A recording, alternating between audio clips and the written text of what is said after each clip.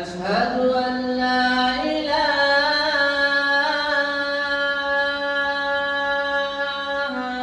إلا الله.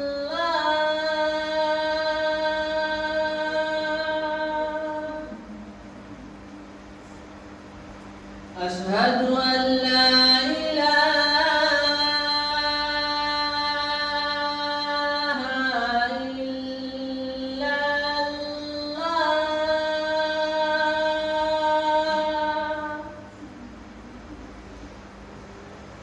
أشهد أن محمدًا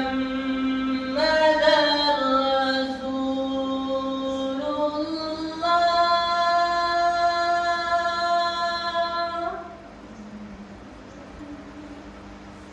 أشهد أن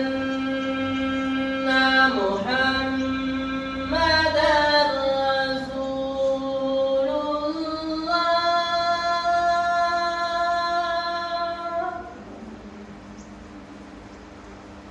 حي على الصلاة.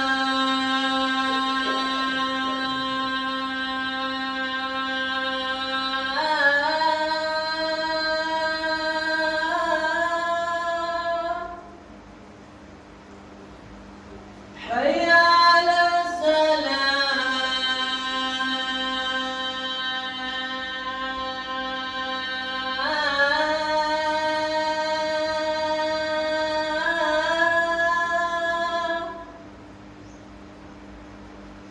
حي على الفلاح.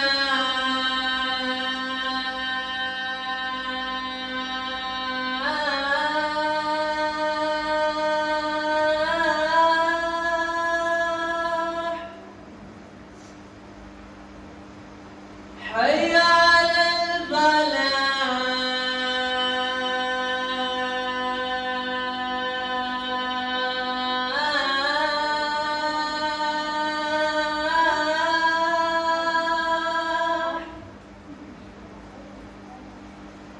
الله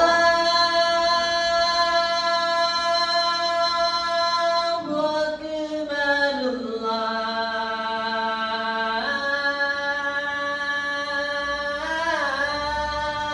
الله أكبر. لا إله إلا الله.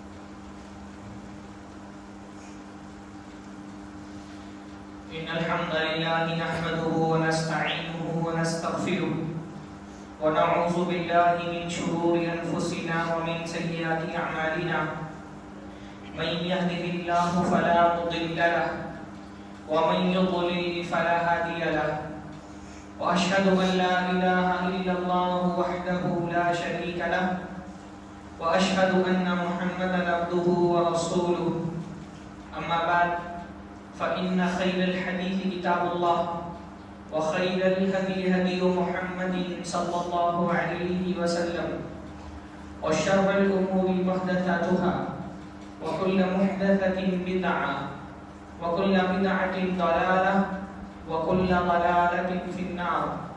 أعوذ بالله السميع العليم من الشيطان الرجيم من همزه ونفخه ونفثه.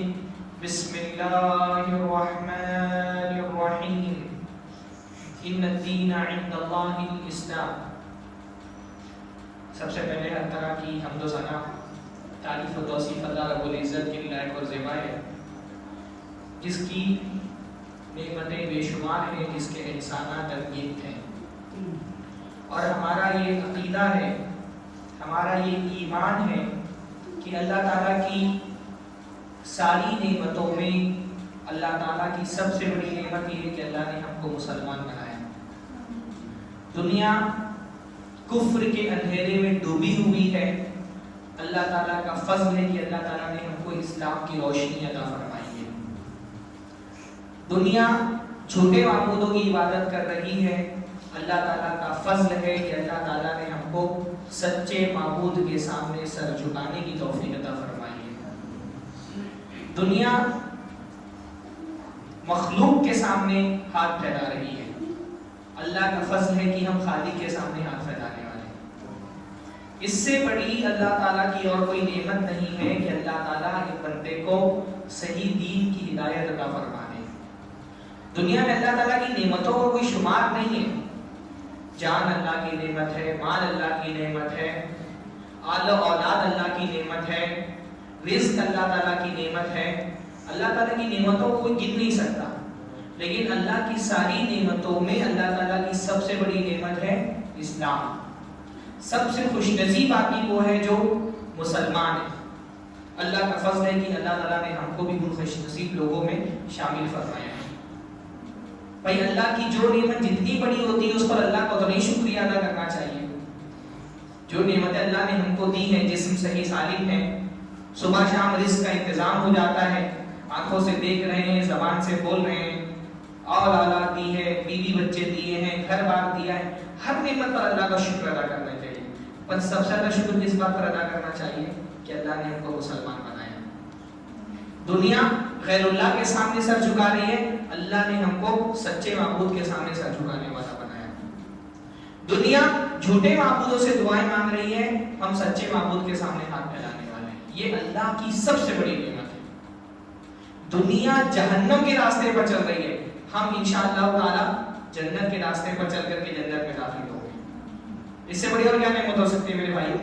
ہاں، دنیا جہنم میں جا رہی ہے، ہم انشاءاللہ تعالی جنت کے راستے پر چل کے جنت میں داخل ہوں گے. اللہ اسی جنت کے راستے پر ہم کو چلاتا رہے اور ہماری موت آئے تو اسی جنت کے راستے پر آئے. اور اس جنت کے راستے کا نام کیا ہے؟ اسلام. جنت کا صرف ایک راستہ ہے اور اس راستے کا نام کیا ہے؟ اسلام. دنیا میں صرف ایک امت ہے جو جنت میں جائے گی اور وہ امت کا نام کیا ہے؟ امت محمدیہ. الحمدللہ ہم ان خوش نصیب لوگوں میں سے ہیں جن کو اللہ تعالیٰ نے اس امت کا حصہ بنایا ہے. سب سے زیادہ اللہ کا شکر اسی نعمت پہ کرنا چاہیے. بات سمجھ آ رہی ہے نا؟ ہاں، سب اللہ کا شکر سب سے زیادہ اسی بات پر کرنا چاہیے کہ اللہ دنیا کفر کے اندھیرے میں ڈوبی ہوئی ہے، ان کو پتہ ہی نہیں کہاں سر جھکانا ہے، کس سے فریادیں کرنا ہے، کس سے دعائیں کرنا ہے. کوئی لکڑی سے مانگ رہا ہے، کوئی پتھر سے مانگ رہا ہے، کوئی جانوروں کی پوجا کر رہا ہے، کوئی انسانوں کی پوجا کر رہا ہے، کوئی زندوں کے سامنے سر جھکا رہا ہے، کوئی مردوں کے سامنے سر جھکا رہا ہے. اور ہمارا سر سچے معبود کے سامنے جھک رہا ہے. سب لوگ گمراہی کے راستے پر چل رہے ہیں، ہم الحمدللہ ہدایت کے راستے پر چلنے والے ہیں. سب سے زیادہ شکر اللہ تعالیٰ کا اسی ہدایت پر کرنا ہے. الحمدللہ الذی ہدانا لہذا وما كنا لنهتدی لولا ان ہدانا اللہ. ساری تعریف اللہ کی ہے جس نے ہم کو یہ توحید کی ہدایت دی، اس دین کی ہدایت دی، اس ایمان کی ہدایت دی. اللہ ہدایت نہیں دیتا تو کوئی ہدایت دینے والا تھا؟ ہم اپنی کوشش سے، اپنی محنت سے، اپنی صلاحیت سے یہ ہدایت نہیں حاصل کر پاتے. یہ تو اللہ ہے جس نے ہدایت سے نواز دیا. آپ اس علاقے میں رہتے ہیں، آپ نے دیکھا ہوگا بہت سارے بڑے بڑے مولوی، چھوٹے چھوٹے والے، بڑا بڑا امامہ لگایا ہے، لمبی داڑھی ہے، آپ سے زیادہ عربی زبان کے ماہر ہیں، منطق جانتے ہیں، فلسفہ جانتے ہیں، حدیثیں پڑھ کر کے سنا سکتے ہیں. لیکن اللہ تعالیٰ نے ان کو توحید کی ہدایت نہیں دی. قبروں کے سامنے سر جھکا رہے، مردوں سے فریادیں کر رہے. دیکھا ہے کہ نہیں دیکھا آپ نے؟ ہاں، بڑی بڑی داڑھی اور ٹوپی اور جھبے اور قبے میں رہنے والے توحید کی ہدایت سے محروم ہیں. لمبی لمبی حدیثیں سنا سکتے ہیں، آپ سے اچھا قرآن پڑھتے ہیں. آپ میں سے بہت سارے لوگ شاید انگوٹھا نہیں ہو، اپنا نام بھی اچھے سے لکھنا نہ آتا ہو. آپ میں سے بہت سارے لوگ ایسے ہوں گے جن کو ایک صفحہ قرآن کی صحیح سے نہیں پڑھنا آتا ہوگا. پر اللہ نے اتنی بیسک، اتنی بنیادی عقیدے کی سمجھ تو دی ہے نا کہ اللہ کے علاوہ کسی سے نہیں مانگنا چاہیے.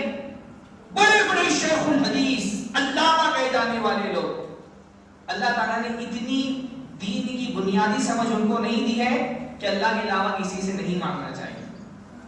جو ہمارے بچے کو بھی بتا الحمدللہ، اہل حدیث کا ایک بچہ بھی جانتا ہے کہ دعا کس سے مانگنی چاہیے. کس سے دعا مانگنی چاہیے؟ دعا کس سے مانگنی چاہیے؟ اللہ سے. جو بات اس اہل حدیث کے بچے کو پتا ہے وہ بڑے بڑے مولویوں کا علاموں کو نہیں پتا ہے. یہ کتنا بڑا اللہ تعالیٰ کا احسان ہے. تو سب سے زیادہ اللہ تعالیٰ کا شکر اگر کسی بات پر کرنا چاہیے تو اسی ہدایت پر. اس کو ہدایت کہتے ہیں کہ بندے ہدایت مطلب کیا ہوتا ہے کہ اس بات کو جاننا کہ سر کہاں جھکانا ہے، دعائیں کس سے کرنا ہے، فریادیں کس سے کرنی ہے، جھولی کس کے سامنے پھیلانی ہے. سب سے زیادہ اللہ تعالیٰ کا شکر اسی نعمت پر کرنا چاہیے. اور اللہ تعالیٰ کا تو شکر کرنا ہی ہے، اللہ تعالیٰ کے ساتھ رسول اللہ کا بھی شکر کرنا ہے. کیونکہ یہ راستہ اللہ تعالیٰ کی طرف جانے والا ہے. یہ بات ان کو کس نے بتائی دنیا میں؟ رسول اللہ نے بتائی. ہدایت اللہ تعالیٰ کی نعمت ہے، پر اس نعمت کے لیے دنیا میں ذریعہ کون بنا، سبب کون بنا، کس کی وجہ سے دنیا میں ہدایت ہم کو ملی؟ محمد الرسول اللہ صلی اللہ علیہ وسلم سے. اللہ نے فرمایا من لا یشکر الناس لا یشکر اللہ. جو اللہ کا شکر گزار نہیں وہ بندوں کا بھی شکر گزار نہیں ہو سکتا. اور بندوں میں ہم پر سب سے بڑا احسان کس کا ہے؟ پیارے رسول محمد رسول اللہ صلی اللہ علیہ وسلم کا. رسول اللہ نے یہ راستہ ہم کو بتایا، توحید کا راستہ، اللہ تعالیٰ کی طرف لے جانے والا راستہ، جنت کا راستہ، یہ رسول اللہ نے ہم کو بتایا الحمدللہ. تو اللہ کے بعد سب سے زیادہ شکر رسول اللہ کا کرنا چاہیے.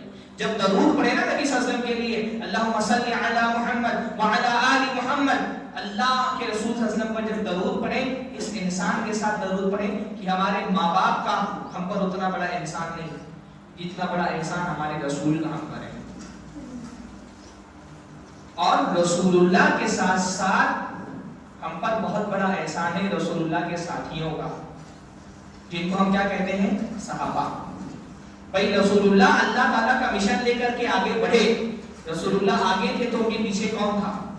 رسول اللہ کے صحابہ تھے. رسول اللہ صلی اللہ علیہ وسلم نے اس اللہ تعالیٰ کے مشن کو لیڈ کیا، سربراہی کی. پر اللہ کے رسول کے ساتھ کون لوگ کھڑے تھے؟ اللہ کے رسول کے صحابہ. قدم قدم پر اپنا اپنی جان، اپنا مال، عزت، آبرو، جو کچھ تھا رسول اللہ پر لٹانے کو تیار تھے اور لٹایا.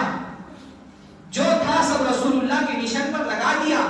آج اگر یہ دین، اس کی شاخیں مشرق و مغرب میں پھیلی ہوئی ہیں تو اس پیڑ کو سب سے پہلے اپنے خون سے سینچنے والے کون تھے؟ رسول اللہ کے صحابہ تھے.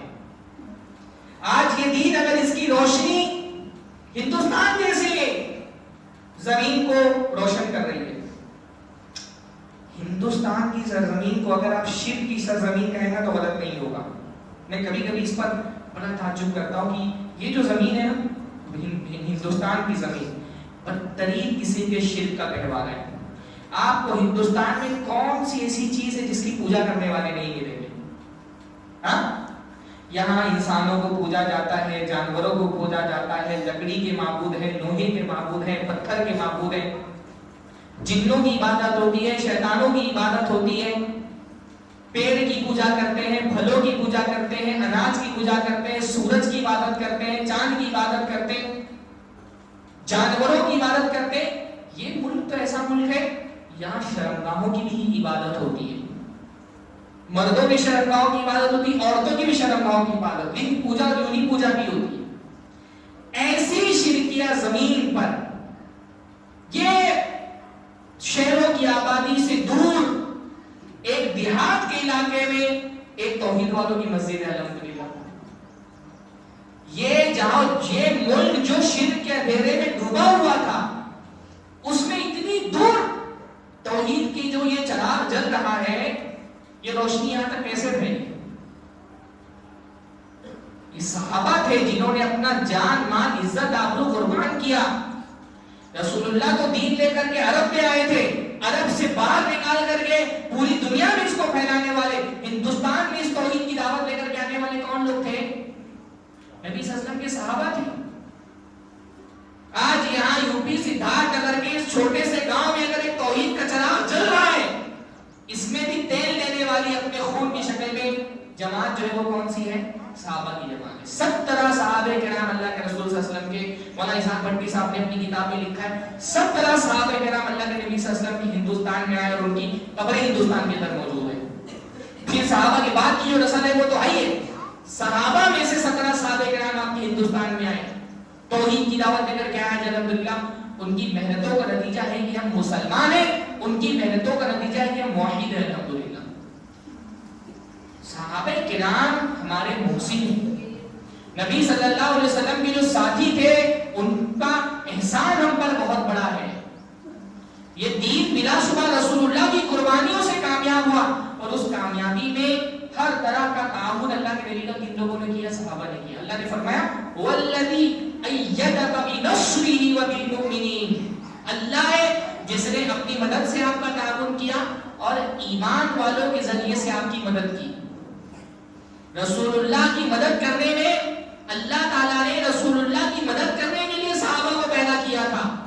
اور یہ صحابہ جب یہ ایمان لاتے ہیں، یہ ایمان لائے تو انہوں نے اپنی زندگی کا مقصد کیا بنا لیا؟ رسول اللہ کے لائے ہوئے مشن کو آگے بڑھانا، رسول اللہ کے لائے ہوئے دین کو پھیلانا. اس کے لیے جو قربانی درکار تھی سب دی. صحابہ کرام کی جماعت کی زندگی کا آپ مطالعہ کریں تو آپ کو دکھے گا ان کے بوڑھے، ان کے جوان، ان کے بچے، ان کی عورتیں، ان کے مرد، کمزور، طاقتور، ضعیف، مالدار، غریب، جس کے پاس جو کچھ بھی تھا رسول اللہ کا مشن آگے بڑھانے کے لیے اپنا قربان کر دیا، لگا دیا. رسول اللہ اپنی زندگی رسول اللہ کے مشن کے لیے لگا دی، تب یہ دین پھیلا. رسول اللہ کی قربانیاں تو ہیں ہیں، پر رسول اللہ کے ساتھ صحابہ نے سب کچھ دے دیا اللہ تعالیٰ کے دین کے لیے. وہ جیتے تھے اللہ کے رسول صلی اللہ علیہ وسلم کے مشن کو آگے بڑھانے کے لیے. ان کا بچہ ایک مقصد کے تحت جیتا تھا، اور وہ مقصد کیا تھا؟ رسول اللہ کے لائے ہوئے دین کو پھیلانا ہے، اللہ کے کلمے کو بلند کرنا. مطلب آپ دیکھیں غزوہ احد کا واقعہ ہے. اللہ کے نبی صلی اللہ علیہ وسلم مشرکین کی فوج سے مقابلہ کرنے کے لیے نکلے ہیں مدینہ سے. 3000 کی فوج مکہ کے مشرکین اپنے حلیفوں کے ساتھ، اپنے ساتھیوں کے ساتھ 3000 کی فوج بنا کر کے مدینہ میں حملہ آور ہوئی. 3000 کی فوج عرب کے اعتبار سے بڑی فوج ہے. جو ابرہہ لشکر لے کر کے آیا تھا جس کا کوئی مقابلہ نہیں کر سکا تھا، وہ بھی 3000 کی تعداد میں. 3000 کی فوج مدینہ کی چھوٹی سی بستی پہ حملہ کرنے والی ہے. صحابہ کرام کو اللہ کے نبی نے جمع کیا، 1000 بنے، اس میں سے 300 منافقین نکل گئے بہانہ مار کے. ایک آدمی اس جنگ میں بہت اہم ہے. اللہ کے نبی چھانٹ رہے ہیں، جوانوں کو شریک کیا جا رہا ہے اور بچوں کو الگ کیا جا رہا ہے. ہر کوئی اللہ کے نبی کے ساتھ ہونا چاہ رہا ہے، پر اللہ کے رسول نے پابندی لگائی کہ جوان لوگ آئیں گے اور بچے جو ہیں وہ جنگ میں نہیں جائیں گے، بچوں کا کام نہیں جنگ لڑنا. ایک صحابی بڑے جوش اور ولولے سے آگے بڑھتے ہیں، حضرت رافع بن خدیج، کہ اللہ کے رسول میں بھی آپ کے ساتھ چلوں گا. 15-14 سال کی عمر ہے، رسول اللہ کہتے ہیں بچے ہو گئے، تم نہیں جا سکتے، جنگ میں شریک نہیں ہو سکتے، الگ ہو جاؤ. رافع بن خدیج کہتا ہے اللہ کے رسول میں اچھی تیر اندازی جانتا ہوں، آپ مجھے لے چلے، میں تیر اندازی کا کام اچھا کر سکتا ہوں. ان کے چاچا بھی ان کی حمایت کرتے، تو اللہ کے رسول رافع بن خدیج کو لے لیتے. سمرہ بن جندب وہ بھی 14-15 سال کے بچے ہیں. سمرہ بن رسول مجھے بھی شامل کر لیں. 14 سال کا بچہ کتنا بڑا ہوتا ہے؟ آپ میں سے 14 سال کا کون ہے بچہ؟ 14 سال کس کی عمر ہے؟ ہاں آپ 14 سال کھڑے ہو جاؤ.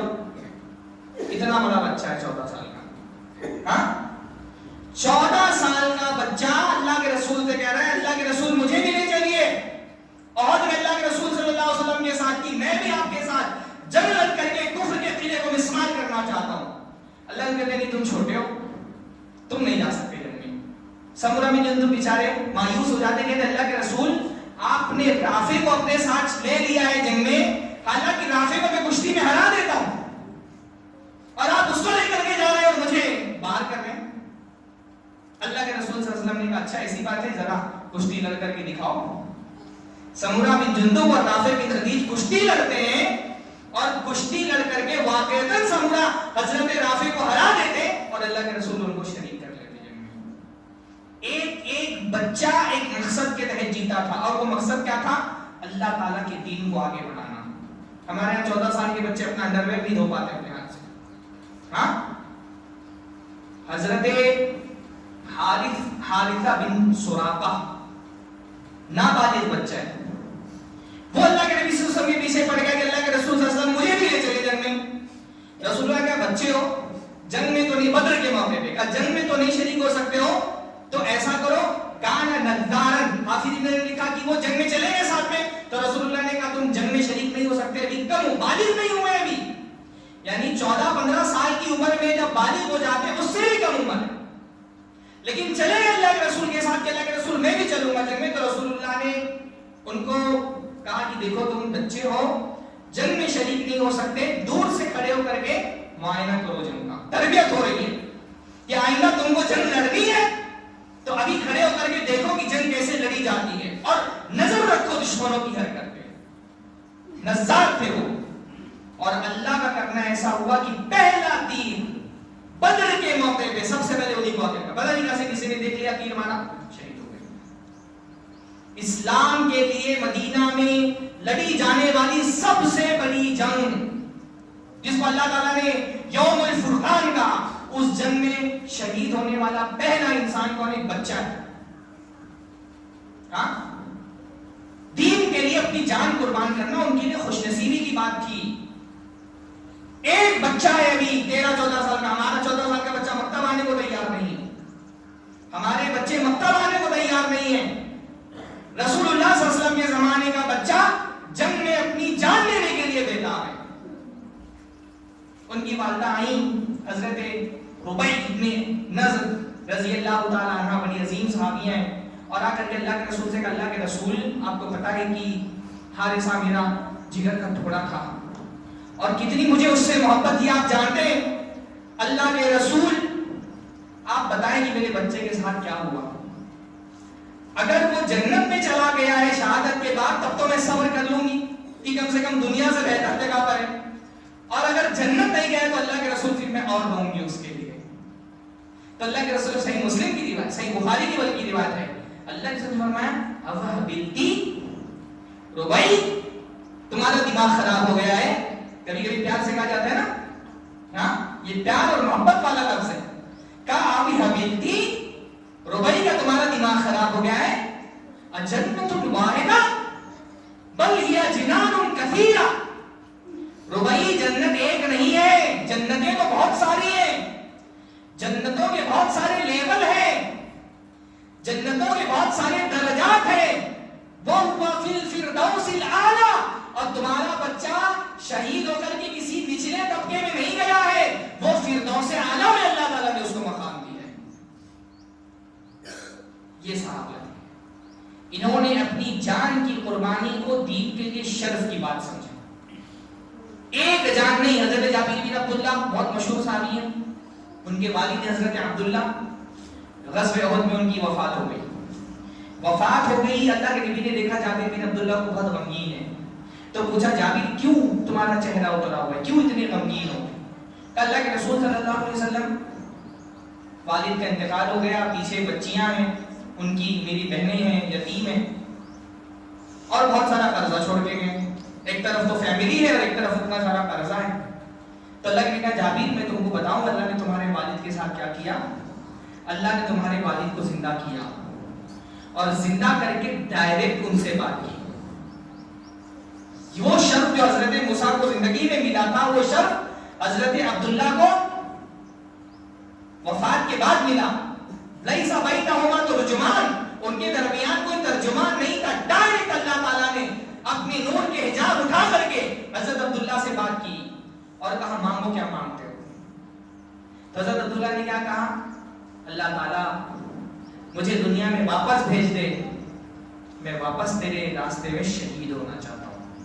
یہ شوق تھا، یہ جذبہ تھا کہ ایک جان نہیں، اللہ تعالیٰ اگر 100 جانے دے تو صحابہ کی چاہت تھی کہ 100 جانے اللہ تعالیٰ کے راستے میں قربان کر دیں.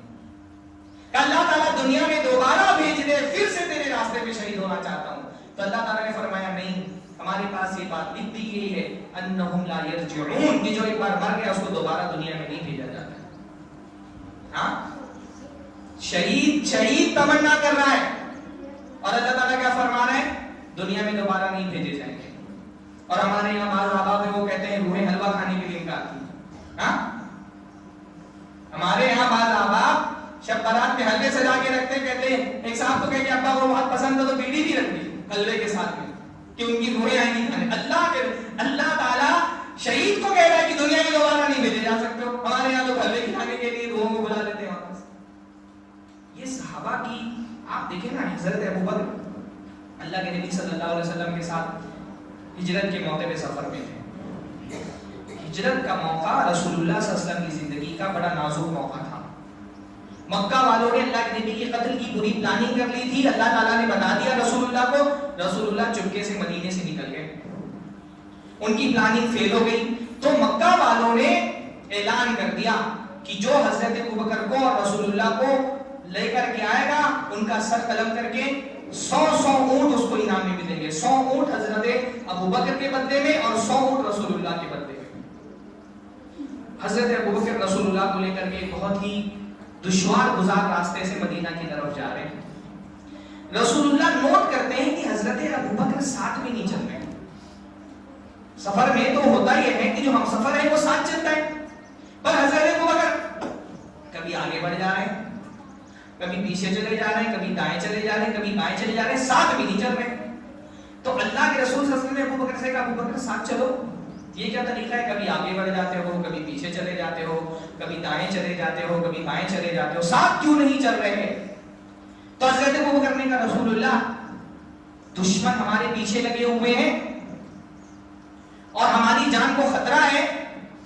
آپ کے سر پر 100 اونٹوں کا انعام رکھا گیا ہے. اللہ کے رسول جب مجھے خوف ہوتا ہے کہ کوئی دشمن آگے سے تاک لگا کے بیٹھا ہے اور آگے سے وہاں پر حملہ آور ہو سکتا ہے، اللہ کے رسول میں آگے بڑھ جاتا ہوں تاکہ کوئی حملہ ہو تو آنے والا تیر میرے سینے پر لگے، آپ کی جان محفوظ رہے. جب مجھے ڈر ہوتا ہے کہ حملہ پیچھے سے ہو سکتا ہے تو میں پیچھے چلا جاتا ہوں تاکہ حملے میں زخمی ہوں، آپ کے جسم کو کوئی خروش نہ آئے. جب مجھے خوف ہوتا ہے کہ دشمن دائیں طرف سے حملہ آور ہو سکتا ہے تو میں دائیں طرف آ جاتا ہوں. جب ڈر لگتا ہے کہ بائیں طرف سے حملہ ہوگا تو بائیں طرف آ جاتا ہوں. رسول اللہ کی جان کی حفاظت کے لیے اپنی جان قربان کرنا صحابہ کے لیے شرف کی بات تھی. تب یہ دین ہم تک پہنچا ہے. ہم نے کیا قربان کیا ہے؟ ہم نے کیا قربان کیا اللہ تعالیٰ کے دین کے لیے؟ کیا دیا ہے اب تک آپ نے اس امت کو، اس دین کو؟ آپ کی ذات سے کیا فائدہ پہنچ رہا ہے؟ آپ بھی تو اسی امت کا حصہ ہیں، آپ بھی اسی رسول کی رسالت کا کلمہ پڑھتے ہیں. آپ نے کیا دیا اللہ تعالیٰ کے دین کے لیے؟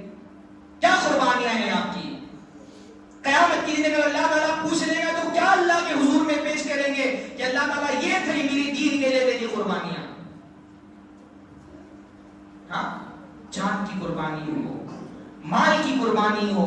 آپ دیکھیں صحابہ کرام ایمان لانے کے بعد جس کے پاس جو تھا دے دیا اللہ تعالیٰ کے دین کے لیے.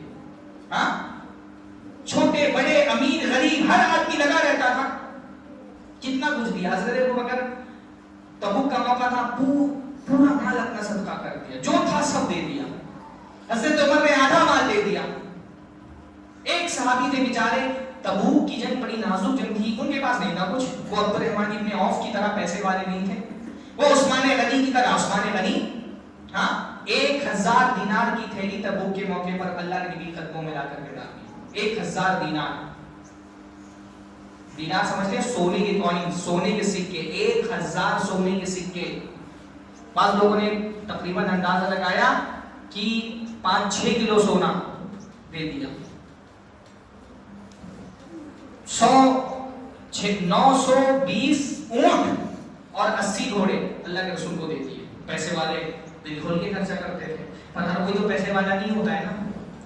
سارے لوگ دے رہے تھے. ایک بیچارے صحابی انہوں نے دیکھا سب دے رہے, میرے پاس دینے کو کچھ نہیں.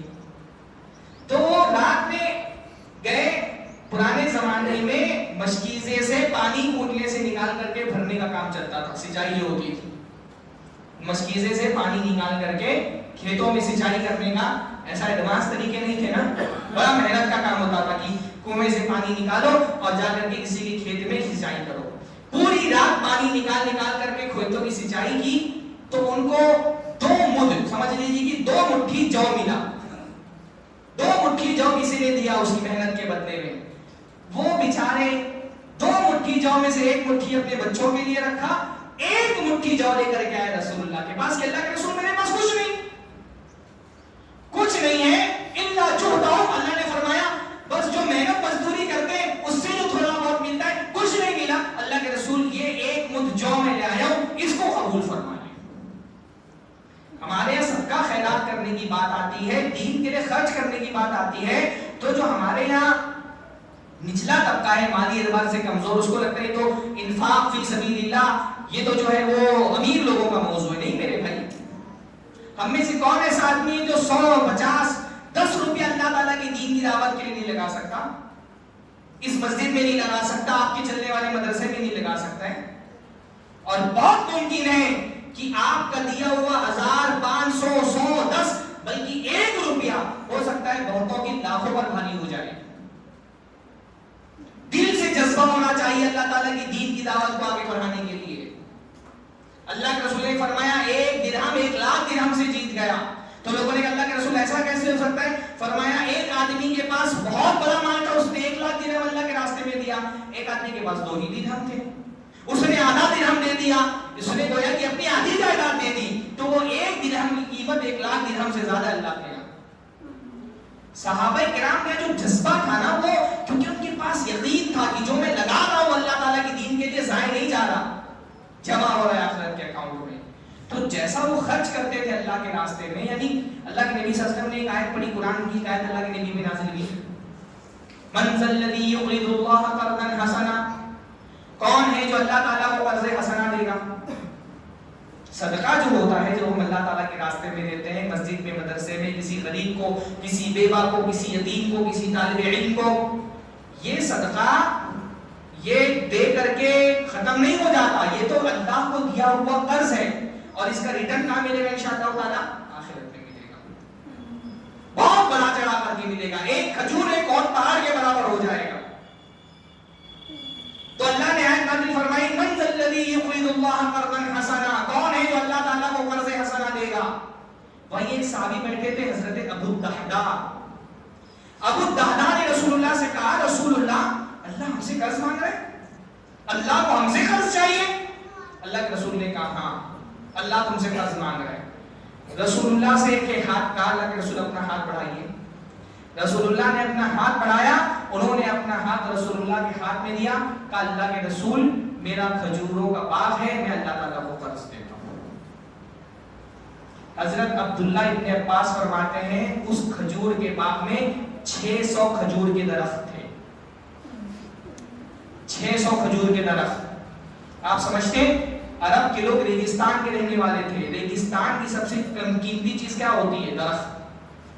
ریگستان میں سب سے قیمتی چیز کیا ہوتی ہے؟ باغ. اسی لیے قرآن مجید میں اللہ تعالیٰ نے جنتیوں سے یہ نہیں کہا تم کو گھر دوں گا, کیا کہا جنتیوں سے؟ جنہ. جنہ مطلب یہ ہوتا ہے باغ, کہ تم کو باغ ملے گا. سب سے نفیس اور قیمتی چیز کیا ہوتی ہے عربوں کے لیے؟ باغ. پورا ایک باغ اللہ تعالیٰ کے لیے صدقہ کر دیا. اچھا یہ تو مردوں کا معاملہ ہے. عام طور پہ آدمی دین کے راستے میں خرچ کرنے کے لیے دل اس کا بڑا ہوتا ہے, عورتوں کا دل چھوٹا ہوتا ہے. ہوتا ہے نا ہمارے معاشرے میں کہ بھائی شوہر خرچ کرنے والا ہے, بیوی کنجوس ہے, اور بیوی کنجوسی کی وجہ سے شوہر خرچ نہیں کر پاتا، شوہر بیچارہ دینا چاہتا ہے اور بیوی روک لیتی ہے۔ گئے حضرت ابو الدہداء اور باغ کے اندر داخل نہیں ہوئے کہ اللہ کے راستے میں صدقہ کر دیا، باہر سے آواز لگائی، ان کے بچے اور بیوی اسی باغ میں رہتے تھے۔ عربوں کے یہاں بہت سارے لوگ گھر نہیں بناتے تھے، وہ باغ میں ایسے ہی رہتے تھے، بیوی بچے اسی باغ میں رہتے تھے۔ انہوں نے آواز لگائی، ام دہداء اب باہر نکل آؤ، یہ گھر میں نے اللہ تعالیٰ کو قرض دے دیا ہے، صدقہ کر دیا ہے۔ بیوی کو آواز لگائی، اندر سے بیوی کی کیا آواز آئی؟ ہم میں سے کسی بیوی کو آپ بتا دیں کہ میں نے گھر اپنا دے دیا، مسجد کے نام، مدرسے کے نام، اللہ کے راستے میں صدقہ کر دیا، بیوی تو سر پیٹ لی۔ ام دہداء کی پہلی آواز کیا آئی؟ وَبِحَ الْبَيْعُ يَا أَبَا الدَّهْدَاء، اے ابو الدہداء بہت ہی کامیاب سودا کیا ہے آپ نے۔ خوش ہو گئی، بیوی بھی خوش ہو گئی، اور بچوں سے کہا چلو اب اس باغ سے نکلو، تمہارے باپ نے یہ باغ اللہ تعالیٰ کو قرض میں دے دیا ہے۔ اور بچے بیچارے، ہاں انہوں نے جیب میں اور اپنے دامن میں کچھ کھجور بھر لیے، ماں نے جیب سے اور دامن سے کھجور نکال کر کے رکھ دیے، کہا نہیں اب اس کا کھجور کھانے کا حق تم کو نہیں، یہ باغ اب اللہ کا ہو گیا۔ یہ جوش تھا، یہ جذبہ تھا، یہ محبت تھی رسول اللہ سے۔ وہ زبان سے آئی لو محمد بولنے کی ان کو ضرورت نہیں تھی، آئی لو محمد بولنے کی ان کو ضرورت، ان کا کردار گواہی دیتا تھا کہ وہ رسول اللہ سے محبت کرتے ہیں۔ جس کو رسول اللہ کی ذات سے محبت ہوگی اس کو رسول اللہ کی بات سے بھی محبت ہوگی۔ جو رسول اللہ سے محبت کرے گا وہ رسول اللہ کے لائے ہوئے مشن سے بھی محبت کرے گا۔ کتنی محبت ہے ہم کو رسول اللہ کے رسول کی لائے ہوئے دین کو پھیلانے کے لیے ہم کیا کر رہے ہیں؟ ہاں صرف آئی لو محمد بول لینا کافی ہے؟ حضرت عمرو بن جموح پورے صحابی اللہ کے رسول کے، بڑے عظیم صحابہ میں سے انصاری ہیں، لنگڑے ہیں بیچارے اور شدید لنگڑا پن ہے، چل نہیں پاتے بغیر سہارے کے۔ جنگ کا اعلان ہوا، ضد کر لی کہ میں بھی جنگ لڑنے جاؤں گا، لنگڑے ہیں صحابی، پیر سے معذور ہیں، کہا میں بھی جاؤں گا جنگ لڑنے کے لیے۔ چار جوان ہٹے کٹے تندرست توانا بیٹے ہیں، غازی بلکہ عمرو بن جموح ہی کے بیٹے ہیں، معاذ بن عمرو بن جموح، جنہوں نے جنگ بدر میں ابو جہل کو قتل کیا تھا، اور انہی کو ابو جہل کا جو مال تھا انہی کو ملا تھا، کیونکہ اصلی قتل انہوں نے کیا تھا۔ چار جوان بیٹے سمجھا رہے کہ ابا آپ معذور ہیں، آپ کا پیر ٹھیک نہیں، آپ چل نہیں پاتے، اللہ تعالیٰ نے آپ پر جنگ واجب نہیں کی ہے، جنگ تو تندرست توانا لوگوں کے لیے ہے۔ آپ اصحاب اعذار میں سے قرآن کی آیت ہے لیس علی الاعمى حرج ولا علی الاعرج حرج ولا علی المریض حرج، اندھا ہے کوئی آدمی، لنگڑا ہے کوئی آدمی، مریض ہے کوئی حج کی بات نہیں اگر وہ جنگ میں شریک نہ ہو۔ بچے سمجھا رہے ہیں کہ آپ لنگڑے ہیں، آپ کہاں جائیں گے جنگ لڑنے کے لیے؟ آپ کی طرف سے ہم چار آپ کے جوان بیٹے ہیں نا جنگ لڑنے کے لیے، کہا نہیں میں تو جاؤں گا، میں تو اللہ تعالیٰ کے دین کے کلمے کو بلند کرنے کے لیے جاؤں گا۔ بچے نہیں مانتے تو جاتے ہیں اللہ کے رسول صلی اللہ علیہ وسلم کے پاس، اور اللہ کے رسول سے کہتے ہیں میں غزوے میں شریک ہونا چاہتا ہوں، میرے بچے مجھے اجازت نہیں دیتے۔ اللہ کے رسول نے بھی سمجھایا کہ آپ کے اوپر جنگ فرض نہیں ہے، آپ معذور ہیں، کا نہیں، میں چاہتا ہوں میں اپنے لنگڑے پن کے ساتھ جنت میں چلا جاؤں۔ تو جب ان کی ضد رسول اللہ نے دیکھی تو بچوں سے کہا بھائی آنے دو، ہو سکتا ہے اللہ تعالیٰ نے ان کی قسمت میں شہادت لکھی ہو۔ لنگڑے ہیں صحابی اور جنگ بدر میں جنگ میں شرکت کی، اور اللہ کا کرنا ایسا ہوا کہ اللہ نے ان کی قسمت میں شہادت لکھی تھی، وفات پا گئے۔ اللہ کے رسول نے فرمایا میں نے دیکھا کہ وہ اپنے لنگڑے پن کے ساتھ جنت میں داخل ہو گئے۔ ہم میں تو کوئی لنگڑا نہیں ہے نا، ہاں کتنے لوگ آج فجر کی نماز میں آئے تھے مسجد میں؟ ہاں صحابی لنگڑے ہو کر کے جنگ لڑنے کے لیے جا رہے ہیں، ہم کو جنگ لڑنے کے لیے نہیں جانا ہے، ہمارے پیر صحیح سالم ہے، ہم کو فجر میں اٹھ کر کے مسجد میں آنا ہے۔ کتنے لوگ آئے تھے آج مسجد میں فجر کی نماز پڑھنے کے لیے؟ کئیوں 2 رات ہیں، کئیوں 3 رات ہیں، باقی کو لنگڑ ہے، لنگڑ ہے کہ پیر صحیح سالم ہے؟ ہاں سب کے پیر صحیح، ہمارا پیر صحیح سالم ہے، ہم مسجد میں نہیں آ سکتے۔ زبان سے آئی لو محمد بولنا بہت آسان ہے، میں دیکھ رہا ہوں تیرے اسٹیکر لگے ہوئے ہیں، کردار سے ثبوت دیجئے یو لو محمد۔ جس کو نبی سے محبت ہوگی وہ نماز چھوڑے گا؟ ہاں، رسول اللہ کو بے نمازی سے ایسی نفرت کی، رسول اللہ نے فرمایا مجھے خیال آتا ہے، دل میں یہ بات آتی ہے کہ میں مؤذن سے کہوں تم اذان دو اور جماعت کھڑی کروا دو کسی صحابی کو بول کر کے، اور جب جماعت کھڑی ہو جائے تو آگ لے کر کے نکلوں اور جو لوگ نماز پڑھنے کے بجائے اپنے گھروں میں بیٹھے ہوئے ان کو گھروں سمیت جلا دوں۔ ایسی نفرت اللہ کے نبی صلی اللہ علیہ وسلم کو بے نمازیوں سے، وہ جذبہ پیدا کریے۔ صرف زبان سے رسول اللہ سے محبت کا دعویٰ کافی نہیں، صحابہ نے دکھایا۔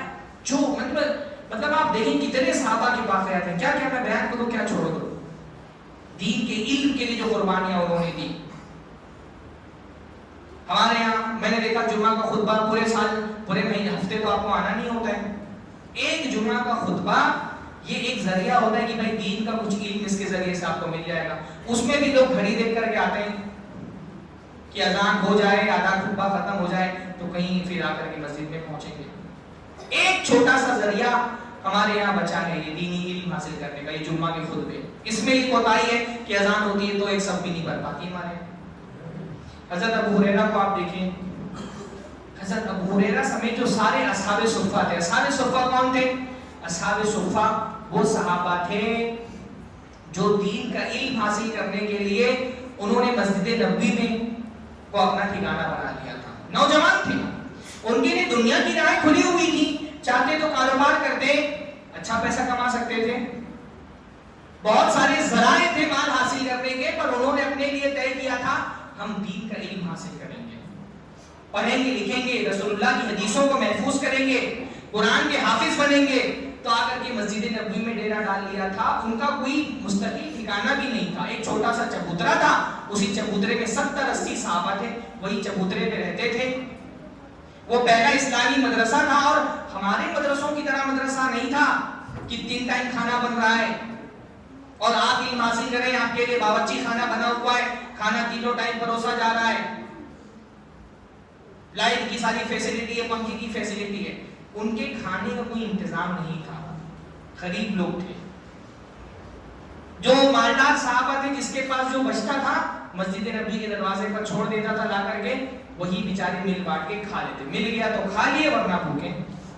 کوئی کھجور کا خوشہ لا کر کے لٹکا جا رہا ہے تو کوئی کچھ بچا ہوا کھانا جو بھی جس کے پاس میسر ہو رہا ہے کھلا دے رہے، نہیں میسر ہو رہا ہے بھوکے رہے۔ حضرت ابو ہریرہ خود اپنے بارے میں کہہ رہے ہیں کہ کئی دن میرے گزر جاتے تھے، پیٹ میں ایک اناج نہیں جاتا تھا۔ بعض مرتبہ ایسا ہوتا تھا کہ بھوک کی وجہ سے میں تڑپنے لگتا زمین پہ گر کے، تو لوگوں کو لگتا کہ ابو ہریرہ کو مرگی آتی ہے، حالانکہ وہ مرگی نہیں ہوتی، وہ بھوک کی وجہ سے میری حالت ہوتی تھی۔ فرمانے کی ایک مرتبہ کئی دنوں سے میں نے کھانا نہیں کیا تھا اور بھوک کی شدت سے حالت خراب تھی، تو میں حضرت ابو بکر کے پاس گیا ایک آیت کا معنی پوچھنے کے لیے، صحیح مسلم کی روایت ہے، اور کہا میرا مقصد یہ نہیں تھا کہ وہ آیت کا معنی بتا دے، میں تو یہ چاہ رہا تھا کہ میری حالت دیکھ کر کے ان کو سمجھ آ جائے کہ میں کتنا بھوکا ہوں۔ تو گیا حضرت ابو بکر کے پاس، آیت کا معنی پوچھا، وہ سمجھ نہیں پائے میری حالت دیکھ کر کے، ان کو لگا واقعی میں آیت کا معنی پوچھنے کے لیے آیا ہوں، آیت کا معنی بتا دیا اور رخصت کر دیا۔ حضرت عمر کے پاس گیا، ان سے پوچھا ایک آیت کا معنی، وہ بھی نہیں سمجھ پائے کہ میں اصل میں آیت کا معنی تو میں پہلے سے جانتا ہوں، میں تو چاہتا ہوں کہ آپ میری حالت دیکھ کر کے میری بھوک کا اندازہ لگا دیں، کیونکہ مانگ نہیں سکتے تھے کسی سے، لا یسألون الناس الحافا، وہ ایسے نہیں تھے کہ کسی سے چمٹ کر کے مانگ لیں۔ تو حضرت عمر بھی نہیں سمجھ پائے، کہا حضرت عمر نے بھی بس آیت کا معنی بتایا اور رخصت کر دیا۔ اب آخری چارہ یہ بچا کہ جائے رسول اللہ کے پاس جائیں، تو رسول اللہ کے پاس جب میں پہنچا آیت کا معنی پوچھنے کے لیے، رسول اللہ میری حالت دیکھ کر سمجھ گئے کہ میں بھوکا ہوں، تو کہا جاؤ ازواج مطہرات کے یہاں سے معلوم کرو کسی کے پاس کھانے کے لیے کچھ ہے۔ تو بھائی اللہ کے نبی صلی اللہ علیہ وسلم کی اپنی زندگی بھی ایسی تھی، کئی مہینے چولہے نہیں جلتے تھے، ساری بیویوں کے یہاں پوچھوا دیا، کسی بیوی کے یہاں بھی کھانے کے لیے کچھ نہیں تھا، یہ حالت تھی۔ ایسا نہیں کہ آتا نہیں تھا، آتا تو بات دیتے تھے، کل کا انتظام نہیں کر کے رکھتے تھے کہ کل کیا کھائیں گے، جو آیا سب بانٹ دیتے تھے۔ ایک بیوی نے کہا کہ کسی انصاری نے آپ کے لیے ایک دودھ کا پیالہ بھجوایا ہے، وہ ایک پیالہ دودھ ہی کل کائنات ہے، تو وہ بھجوا دیا اللہ کے رسول کو۔ اللہ نے اس نے کہا بہت اچھی بات ہے. حضرت ابو ہریرہ سے کہا جاؤ اصحاب صفہ کو بلا لاؤ. اب حضرت ابو ہریرہ دیکھتے دودھ کا ایک پیالہ جو میری اپنی ضرورت کے لیے بھی کافی نہیں ہے, اور رسول اللہ کہنے جاؤ اصحاب صفہ کو بلا لاؤ. لیکن فرماتے ہیں حضرت ابو ہریرہ خود کہ رسول اللہ نے کہہ دیا تھا تو اطاعت کے علاوہ اور کوئی راستہ تو تھا نہیں, تو میں گیا اصحاب صفہ کو بلا لایا. 70-80 کے قریب اصحاب صفہ تھے. اب رسول اللہ نے خود مجھ سے کہا ان لوگوں کو دودھ پلاؤ. ایک صحابی کو دودھ پلایا, دوسرے تیسرے 70 صحابہ نے دودھ پیا. رسول اللہ کی زندگی میں ایسے بہت سارے واقعات آئے جب تھوڑا سا کھانا بہت سارے لوگوں کے لیے کافی ہو گیا, اس میں سے ایک واقعہ ہے. سارے صحابہ نے اصحاب صفہ نے دودھ پی لیا. پھر حضرت ابو ہریرہ سے کہا تم پیو دودھ. انہوں نے ایک بار پیا, رکھ دیا, کہا اور پیو, 2 بار پیا, پھر رکھ دیا, کہا اور پیو, تیسری بار پیا, پھر رکھ دیا, کہا اور پیو. کہا اللہ کے رسول اب گنجائش پیٹ میں نہیں بچی ہے. پھر رسول اللہ نے دودھ پیا اور وہ دودھ ختم ہوا. ایسے زندگی گزرتی ہے اصحاب صفہ کی. نہ کھانے کے لیے کھانا ہوتا, نہ پہننے کے لیے کپڑے ہوتے. انہوں نے کہا میں نے 70 سے زیادہ اصحاب صفہ کو دیکھا جن کے پاس جسم چھپانے کے لیے کرتا پاجامہ تو دور, 2 چادریں نہیں ہوتی تھی. کرتا پاجامہ تو بہت سیٹ لوگ پہنتے تھے رسول اللہ کے زمانے میں. عام لوگ کیا کرتے تھے, نیچے سے ایک چادر باندھ لی, اوپر سے ایک چادر لپیٹ لی. کہا کہ کسی اصحاب صفہ میں سے کسی کے پاس 2 چادریں نہیں تھی. ایک چادر نیچے لپیٹتے اور ایک چادر اوپر سے اوڑھ لیتے. وہی چادر آدھی اوپر سے اوڑھ لیتے یا اس طرح سے گلے سے باندھ لیتے اور پیچھے سے لپیٹ لیتے. اور فرماتے کہ ان میں سے ہر آدمی ڈرا رہتا تھا کہ کہیں میری شرمگاہ نہ کھل جائے. پہننے کے لیے کپڑے تک نہیں تھے. ایسے انہوں نے زندگی بسر کی. یہ ان کی قربانیوں کا نتیجہ ہے کہ یہ دین ہم تک پہنچا ہے. ہم نے کیا قربانیاں دی دین کے لیے, ہم کیا لے کر کے اللہ تعالیٰ کے سامنے حاضر ہوں گے, یہ سوچنے والی بات ہے. اللہ ہم سب کو سوچنے کی توفیق عطا فرمائے. وآخر دعوانا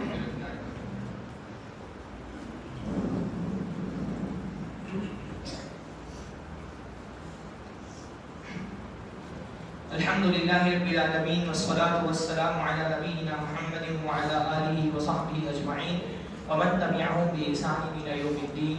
ان اللہ وملائکتہ یصلون علی النبی یا ایھا الذین آمنوا صلوا علیہ وسلموا تسلیما.